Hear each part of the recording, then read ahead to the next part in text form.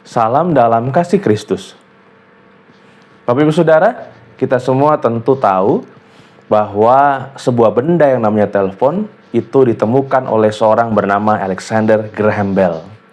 Ya, walaupun kalau dari namanya itu sepertinya lebih cocok kalau beliau diakui sebagai penemu bel begitu ya, sesuai dengan namanya Alexander Graham Bell.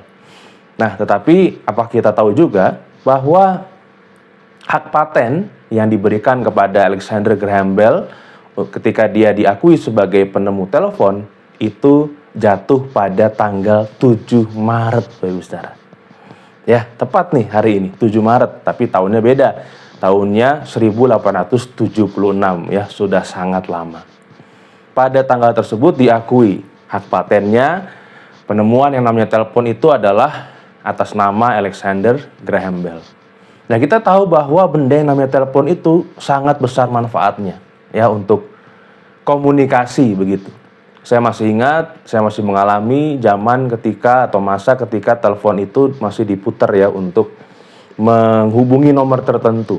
Ya, setelah diputar baru kemudian yang dipencet itu.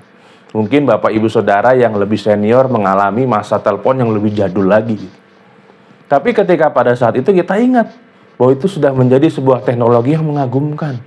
Ya, bagaimana tidak kita bisa telepon, pencet nomor atau putar nomor, lalu kemudian dengar suara orang yang kita tuju. Dan telepon itu bisa menghubungkan baik jarak dekat, di dalam kota begitu ya, lalu kemudian di luar kota, bahkan sampai luar negeri. Lalu kemudian telepon ini berevolusi ya, mengalami beberapa perkembangan ya sampai dengan saat ini. Saya bisa merekam video ini juga pakai telepon genggam ya, pakai HP Bapak Ibu Saudara. Dulu pasti nggak kebayang bisa sampai sedemikian majunya teknologi ya, dengan alat yang kita pakai buat telepon bisa dipakai juga buat merekam video seperti ini ya, sebegitu canggihnya. Kita tahu ada ungkapan yang mengatakan bahwa telepon ini atau teknologi ini bisa mendekatkan yang jauh ya, karena kita bisa ketemu, bisa berkomunikasi dengan orang dimanapun itu ya, orang dari manapun itu kita bisa. Tetapi dikatakan juga bahwa ada indikasi selain mendekatkan yang jauh, dia juga bisa menjauhkan yang dekat. Ibu Saudara, firman Tuhan yang akan saya bacakan memberikan pada kita sebuah kenyataan yang cukup harusnya membuka mata kita ya, bahwa sebelum ada teknologi yang bisa mendekatkan yang jauh, ada karya Kristus yang sudah lebih dulu melakukan itu. Efesus pasal 2, surat Efesus pasal 2 ayat yang ke-13 mengatakan demikian. Tetapi sekarang di dalam Kristus Yesus, kamu yang dahulu jauh sudah menjadi dekat oleh darah Kristus. Ya, Ibu Saudara, kita tahu terkait dengan salah satunya kita masih menjalani masa atau masih berada di minggu-minggu Prapaskah. Kita mau lebih lagi menghayati karya Kristus.